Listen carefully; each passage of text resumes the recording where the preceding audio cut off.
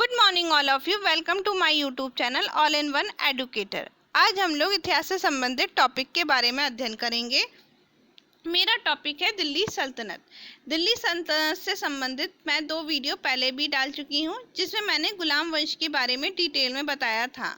आज हम उससे संबंधित प्रश्न उत्तर के बारे में डिस्कस करेंगे। आप लोग चेक कीजिएगा कि आप लोग कितने प्रश्नों के उत्तर दे पाए हैं, जिससे कि हमारा ये टॉपिक अच्छे तरीके से तैयार हो जाएगा। तो चलिए देखते हैं कितने क्वेश्चंस के आंसर्स आप लोग दे सकते हैं और कितने क्वेश्चंस के नहीं दे सकते हैं। चलिए स्टार्ट करते हैं। गुलाम वंश को अन्य किस नाम से जाना जाता है? गुलाम वंश को किस नाम से जाना जाता है? दूसरा नेम क्या है? ये भी मैंने आपको बताया था। गुलाम वंश का जो दूसरा नाम है उसे कहा जाता है मामलूक वंश। गुलाम वंश को मामलूक वंश भी कहा जाता है। आ जाते हैं नेक्स्ट क्वेश्चन पे।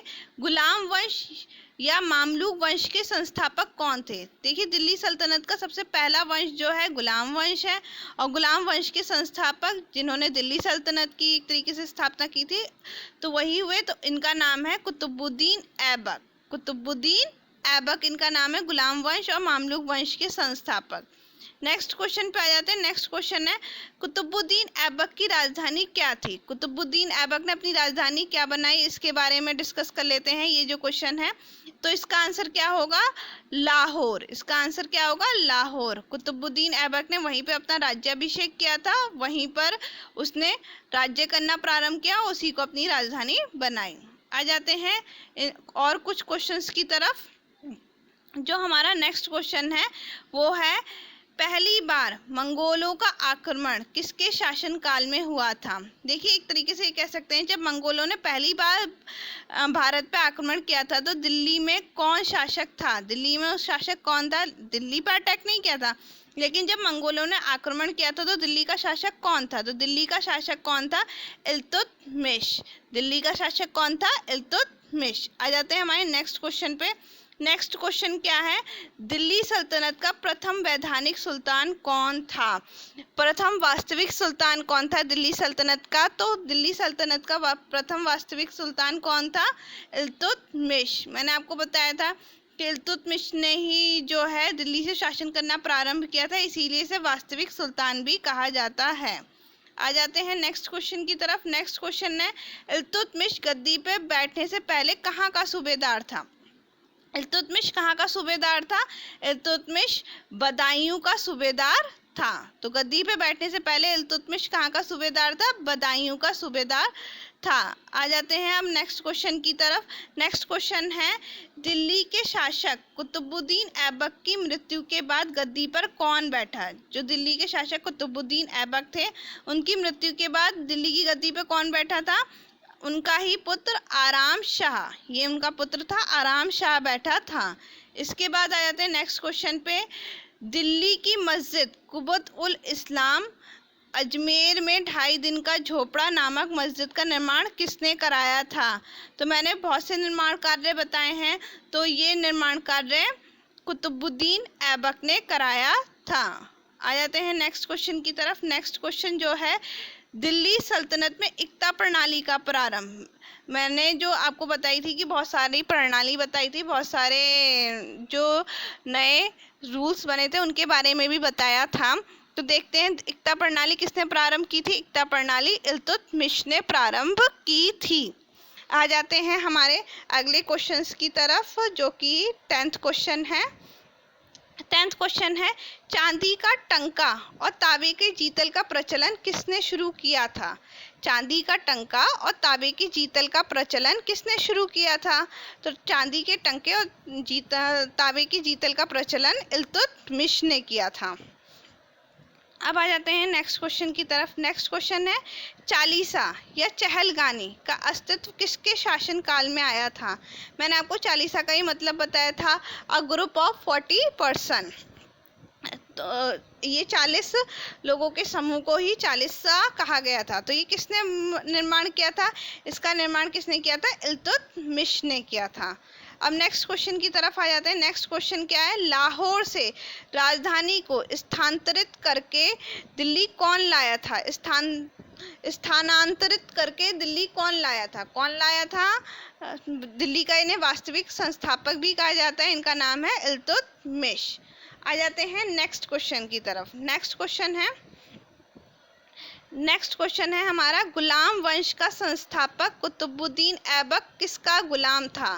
देखिए, कुतुबुद्दीन ऐबक ने ही गुलाम वंश की स्थापना की थी, लेकिन वो भी एक गुलाम था। पर वो किसका गुलाम था? वो मोहम्मद गौरी का गुलाम था। मोहम्मद गौरी का गुलाम था।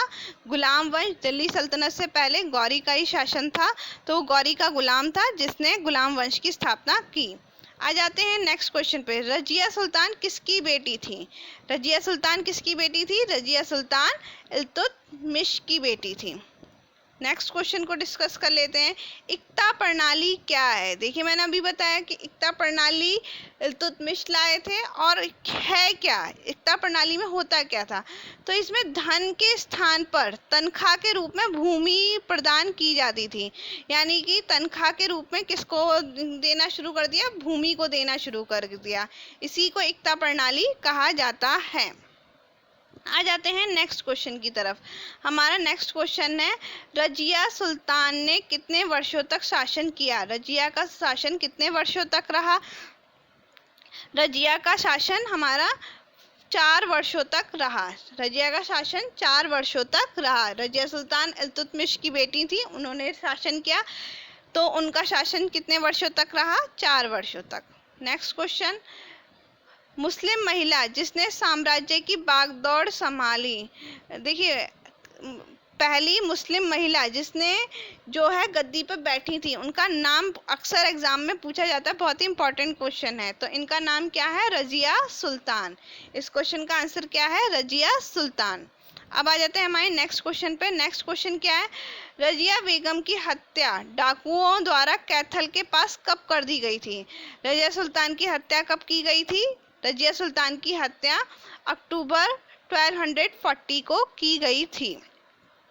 अब और नेक्स्ट क्वेश्चंस को डिस्कस कर लेते हैं। हमारे अभी तक 18 क्वेश्चन हो चुके हैं। 19 क्वेश्चन पे आ जाते हैं।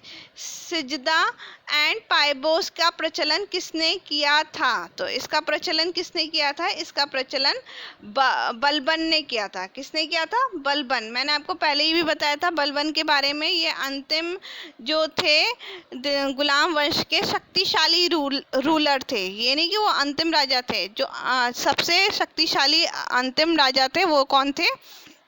बलबन। इनके बाद भी बने राजा, तो आगे देखते हैं। नेक्स्ट आ जाते हैं, दिल्ली में गुलाम वंश का शासन काल माना जाता है। दिल्ली में गुलाम वंश कब से कब तक रहा? दिल्ली में गुलाम वंश कब से कब तक रहा? दिल्ली में गुलाम वंश 1206 से लेकर के 1290 तक रहा। नेक्स्ट क्वेश्चन को डिस्कस कर लेते हैं। नवरोज उत्सव का प्रारंभ किसने कराया था? नवरोज उत्सव का प्रारंभ किसने कराया था? नवरोज उत्सव का प्रारंभ बलबन ने कराया था। बलबन ने कराया था। नेक्स्ट क्वेश्चन की तरफ आ जाते हैं। नेक्स्ट क्वेश्चन है हमारा, नसरुद्दीन महमूद ने बलबन को कौन सी उपाधि दी थी? नसरुद्दीन महमूद ने बलबन को कौन सी उपाधि दी थी? नसरुद्दीन महमूद जो कि एक सुल्तान था, उन्होंने कौन सी उपाधि बलबन को दी थी? उन्होंने दी थी उलुग खान की उपाधि दी थी। नेक्स्ट क्वेश्चन को डिस्कस कर लेते हैं। किसके दरबार में फारसी के प्रसिद्ध कवि अमीर खुसरो और अमीर हसन रहते थे? तो किसके दरबार में रहते थे? बलबन के दरबार में रहते थे। नेक्स्ट क्वेश्चन क्या है? गुलाम वंश का अंतिम शासक कौन था? ये गुलाम वंश के अंतिम शासक के बारे में बात कर रहे हैं। तो गुलाम वंश का जो अंतिम शासक था वो कौन था? तो गुलाम वंश का अंतिम शासन कौन था? शमसुद्दीन क्यूमर्स, है ना, कैमूर्स भी इनको बोला जाता है। तो ये इनका अंतिम शासक थे। आ जाते हैं नेक्स्ट क्वेश्चन पे। कुतुबुद्दीन ऐबक की मृत्यु कैसे हुई थी? मैंने इसके बारे में बताया था, कुतुबुद्दीन ऐबक की मृत्यु कैसे हुई थी। कुतुबुद्दीन ऐबक की मृत्यु चौगान खेलते समय हुई थी। कैसे हुई थी? चौगान खेलते समय हुई थी। चौगान खेल रहे थे और उसी में उनकी डेथ हो गई थी। नेक्स्ट क्वेश्चन की तरफ आ जाते हैं। कुतुबुद्दीन ऐबक की मृत्यु कब हुई थी? कब हुई थी कुतुबुद्दीन ऐबक की मृत्यु? तो कुतुबुद्दीन ऐबक की मृत्यु हुई थी 1210 में। कब हुई थी? 1210 में। नेक्स्ट क्वेश्चन है दिल्ली के सुल्तानों में किसे लाख बख्श के नाम से जाना जाता है, के रूप में जाना जाता है, यानी कि लाख बख्श की उपाधि किसे मिली थी? तो किसे मिली थी लाख बख्श की उपाधि? कुतुबुद्दीन ऐबक को मिली थी। किन्हें मिली थी? कुतुबुद्दीन ऐबक को। नेक्स्ट क्वेश्चन की तरफ आ जाते हैं। नेक्स्ट क्वेश्चन क्या है? लख्त और लौह की नीति अपनाने वाला सुल्तान कौन था? जिन्होंने रक्त और लौह की नीति यानी कि बहुत कठोर शासन किया था, तो किन्होंने किया था? बलबन ने, गयासुद्दीन बलबन ने इस तरीके की नीति अपनाई थी। नेक्स्ट क्वेश्चन पे आ जाते हैं। चहलगानी का संहार किसने किया था? चहलगानी को किसने संहार किया था?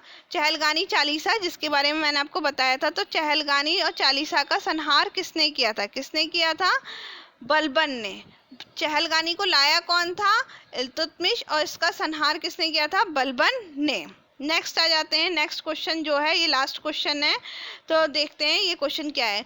गुलाम वंश का ऐसा पहला शासक जिसने शुद्ध अरबी सिक्के जारी किए थे, तो किसने सबसे फर्स्ट टाइम शुद्ध अरबी सिक्के जारी किए थे? इल्तुतमिश ने। इल्तुतमिश ने सबसे पहले शुद्ध अरबी सिक्के जारी किए थे। ये आपके 30 क्वेश्चंस हैं। आई थिंक कि आपको गुलाम वंश अच्छे से समझ में आ गया होगा।